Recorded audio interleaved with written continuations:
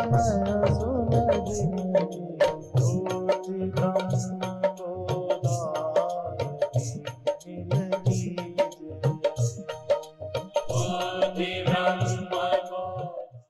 सच्चिदानंद भगवान की,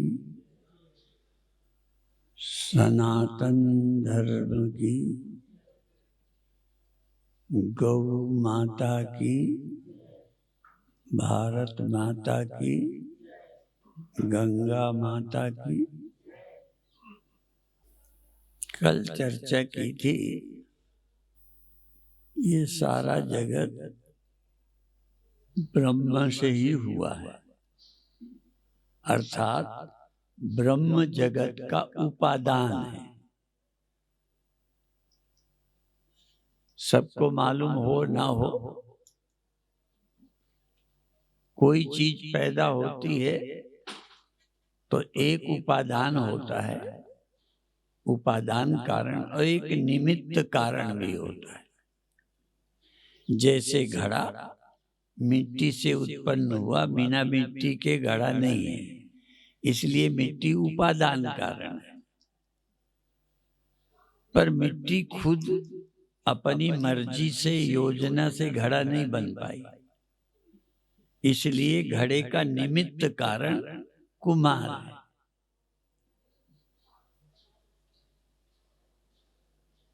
कुम्हार निमित्त कारण है, मिट्टी उपादान कारण है। मकड़ी जाला स्वयं से निकालती है, इसलिए मकड़ी जाले की निमित्त कारण भी है और उपादान कारण भी है।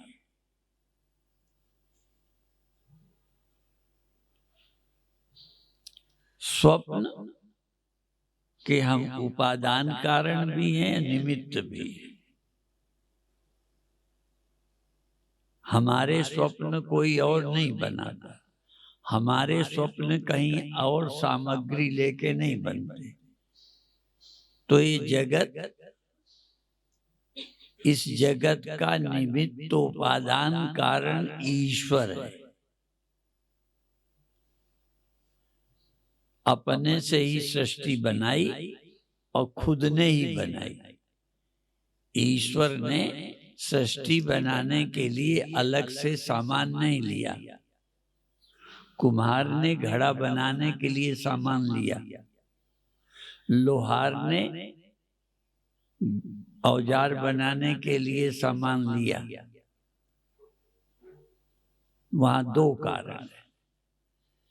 अब आप कहोगे कि क्या है? क्योंकि जो लोग वेद को प्रमाण मानते हैं, उनको हम वेद के प्रमाण भी देते हैं। उपनिषद के मंत्र है, यतो वा इमानि भूतानि जायन्ते, जिससे ये सारे भूत प्राणी पैदा हुए हैं। एन जातानि, पैदा हुए हैं, उसी के द्वारा पैदा किए गए। ये वेद का मंत्र इस बात को सिद्ध करता है कि सृष्टि का उपादान और निमित्त दोनों ईश्वर ही है। तो यतो वा इमानि भूतानि जायन्ते एन जातानि जीवन्ति यत् प्रयन्त्यभिसंविशन्ति तद ब्रह्म। स्पष्ट है कि इस मंत्र से कि सृष्टि पर ब्रह्म से ही हुई, ब्रह्म ने ही की और ब्रह्म में ही रहती है और ब्रह्म में ही समा जाती है। तो और भी समझ लें, लोहार औजार बनाता है पर लोहे से बनाता है। लोहार रहे न रहे, औजार रह जाता है, और औजार रहे न रहे, लोहार अलग है। ऐसा नहीं है कि ताजमहल जिसने बनाया, ये तो आपको पता ही होगा कि जिसने बनाया वो आज नहीं है। जिन मिस्त्रियों ने बनाया वो आज नहीं है, ताजमहल है। तो सृष्टि ऐसे नहीं किसी ने बनाई कि उसने बनाई और वो मर गया। सृष्टि चल रही है। ऐसा भी नहीं है कि सृष्टि खत्म हो गई, वो बना। भगवान से सृष्टि हुई, भगवान ने बनाई, भगवान में रहती है।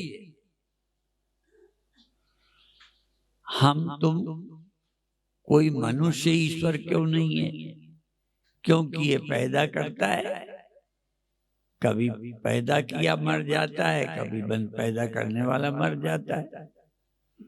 पैदा करने के बाद पैदा हुआ लड़का पराधीन नहीं है, स्वतंत्र है। पर ये सृष्टि परमात्मा से हुई, परमात्मा में ही रहती है, अलग रह नहीं सकती। जैसे मिट्टी से घड़ा हुआ रहता किसमें है? मिट्टी में ही रहता है। और जब मिटता है तो कहाँ जाता है? उसी में। जैसे लहर पानी से हुई, पानी में है, पानी में ही खोई। यद्यपि लहर पानी से हुई, पानी उपादान है लहर का, और लहर के रहते समय भी पानी को रहना पड़ेगा, नहीं लहर रहेगी नहीं। अर्थात सृष्टि है तो परमात्मा है, और कहाँ है? जहां लहर वहीं पानी है। तो जहां सृष्टि है सब जगह परमात्मा है। एक श्लोक पूरा तो हमें याद नहीं, कह के समाप्त करेंगे। शिव को एक भक्त ने कहा कि आत्मा तुम मेरी आत्मा हो। शिव को आत्मा तुम मेरी आत्मा हो। कहन फिर पत्नी, कहन गिरजा मेरी, ये जो बुद्धि है यही गिरजा है। और जो उनके गण वगैरह थे ये मेरे प्राण हैं। और शरीर मंदिर है। आत्मा शिव है, पार्वती है, प्राण है, और शरीर मंदिर है। और क्या है? जो मैं खाता पीता रहता हूं यही तुम्हारी पूजा है। खाता पीता हूं ये तुम्हारी पूजा हो रही है, और चलता फिरता हूं ये तुम्हारी परिक्रमा है, और जब सोता हूं तो ये समाधि है।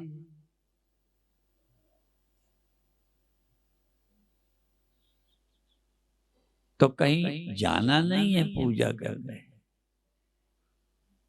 तो इस तरह से ज्ञानी जब ये पता चल जाता है कि शिव मेरे अंदर बैठा आत्मा ही है, तो उसी की तो पूजा हो रही है। खाऊं पीऊं सोई पूजा,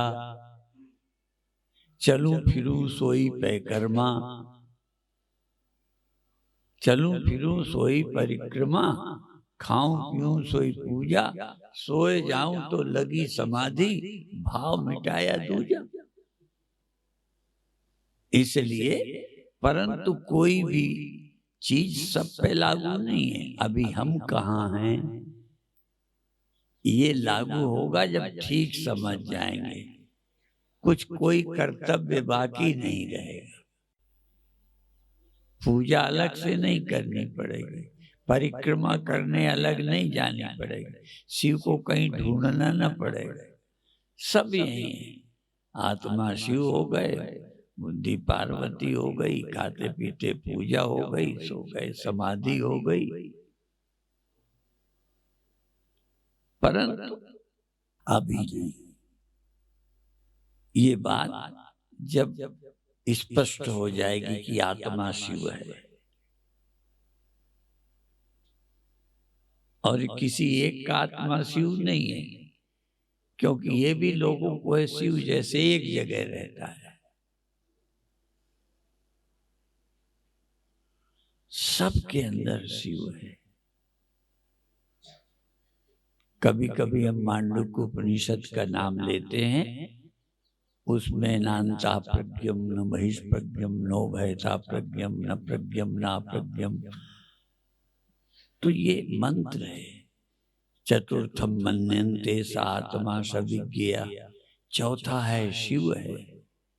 शिवम चतुर्थम मन्यन्ते सा आत्मा, शिव है, यही आत्मा है।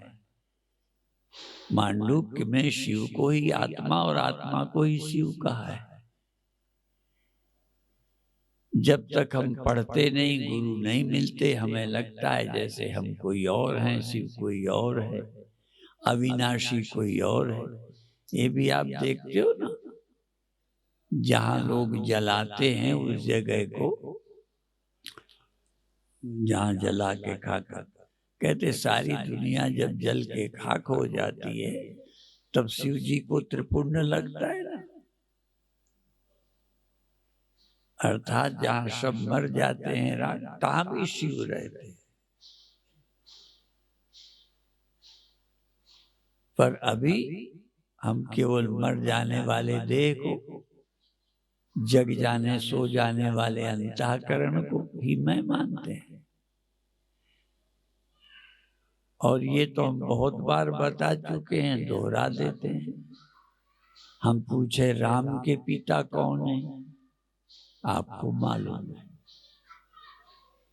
कृष्ण भगवान के पिता कौन है, मालूम है। एक ही देवता है, विचित्र। हम पूछे शिव जी के पिता कौन है, किसी हिंदू को नहीं मालूम। क्यों? है ही नहीं।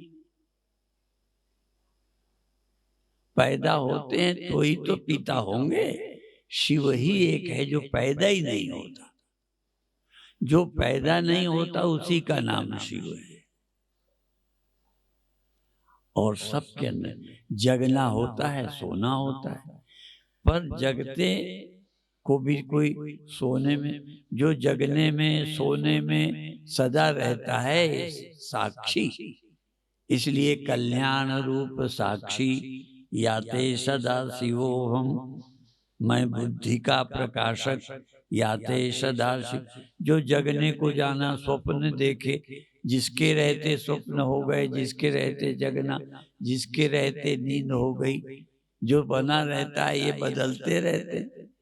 और ये भी तो सुना है ना, पार्वती कितने बार हुई जन्मी फिर नहीं रही। फिर ये एक चुटकुला प्रसिद्ध है, किसी ने खुरापात सुझा दिया कि पूछना ये तुम गले में क्या पहने हो शिव जी से, तो पूछ लिया ये शिव में क्या। कहने लगे इस चक्कर में ना पड़ो। कहने लगे नहीं, बताओ। फिर बताना पड़ा कि तुम कितने बार पैदा हुई हो, सयानी हुई हो, फिर ब्याह हुआ, फिर तुम नहीं रही, दूसरा जन्म हुआ तब भी तुमने हमें, इसीलिए पति इन्हीं को कहते हैं बराऊं संबुनत रहूं कुमारी, केवल तुम्ही को ब्याह करूंगा। इसीलिए हर जन्म में शिव जी से ब्याह हुआ, और कहीं से ब्याह नहीं हुआ। तो ये भी एक विचित्र है। तो उन्होंने पूछा, फिर कहने लगे तुम मर जाती हो तो यादगार की तरह एक सिर आप पर, इतने बार तुम मर चुकी हो, शिव शिव शिव। कहने बाबा तुम, अर्थात जागृत मर गया, स्वप्न मर गया, सुषुप्ति मर गई, फिर आई, बार बार वो भी हमारे पास आई। हम ही शिव हैं। ये हम जन्मती हैं, हमारे साथ रहती हैं, चली जाती हैं, दूसरे बार आती हैं, फिर हमारे साथ ब्याह होता है। ये हमारे ही साथ रहती है, कहीं और पैदा नहीं होती। और हमारे रहते नहीं रहते, हम बने रहते। इसलिए साक्षी शिव है, ये अंतःकरण की वृत्तियां ही पार्वती हैं, हाँ गिरजा है। तो इसलिए ये शिवोहम शिवोहम और भी विधि है। ओम नमः शिवाय, ओम नमः शिवाय से शुरू करो, फिर शिवोहम शिवोहम पूजा करते करते वही हो गए। और इसीलिए बहुत सारे अपने धार्मिक ग्रंथ हैं, इसलिए ग्रंथों को जरूर पढ़ो, सुनो, समझो। नहीं तो अपने मन से ईश्वर को मानोगे, फिर मिला नहीं, फिर बिछुड़ गया, ये होता है। परमात्मा ही तो है जो मिलके बिछुड़ता ही नहीं।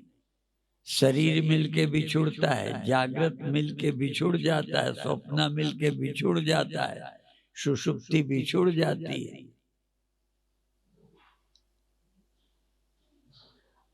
और देह आपको मिला, पर आप साक्षी आप हैं तो कब बिछुड़ जाएंगे अपने से। इसलिए आत्मा को पहचानना, जिससे जीवन धन्य होगा। और भक्ति पूजा पाठ सब करो, लेकिन सब सफल कब होंगे? उसने सारी पृथ्वी का दान कर लिया, उसने सब पूर्ण तीर्थों में स्नान कर लिया। कौन? जिसने अपनी आत्मा को पहचान लिया, उसने सब कर लिया। और सब कुछ कर लो, आत्मा को न पहचानो तो कितने बार नहाया, नहाना बाकी, कितने बार धर्म आचरण पुण्य दान किया बाकी, सब कुछ दान कर लिया, सारे पुण्य कर लिए, सारे तीर्थ स्नान कर लिए, सारा भजन कर लिया, जिसने आत्मा को शिव रूप से प्राप्त कर लिया। तो जरूर अनुभव करो। तीर्थ आने का फल है, ये तो सुन ही रखा, तीर्थ गए थे एक फल, संत मिले पर चार। चार तो जानते होगे, धर्म अर्थ काम मोक्ष। संत के मिलने से चार मिल गए। तीर्थ गए से एक फल, पाप कटेगा। संत मिले फल चार, पाप भी कटेगा, शांति भी मिलेगी। चार फल मिल जाएंगे, धर्म अर्थ काम मोक्ष। और कहते सतगुरु मिले अनेक फल, इसे चार में ही आ गए, बचे कुछ नहीं। तो सतगुरु मिले से अनेक क्या मिलेंगे? और चार ही तो है पुरुषार्थ, धर्म अर्थ काम मोक्ष। सतगुरु मिले अनेक फल, अनेक फल में लोक परलोक ये वो, वैसे काम में सभी कामनाएं पूरी हो जाएं, ये काम धर्म अर्थ काम मोक्ष एक नीति का इस श्लोक कह के बंद करते। मनुष्य भाग्यशाली है जो चार में एक भी प्राप्त कर ले। कोई अर्थ प्राप्त कर ले, संसार में धनी हो गया, तो भी लोग कहते देखो हमारे विश्व में कुछ लोग ही हैं धनी, विश्व से उनसे बड़े कोई नहीं। तो भाग्यशाली हैं जो धन को ही प्राप्त कर ले। अर्थ, कई लोग धर्मात्मा हैं, सब नहीं है। बड़े धर्मात्माओं में दो ही चार गिने जाते, शिव, दधीच, हरिश्चंद्र, ये धर्मात्मा थे। इनकी गिनती है शिवी की।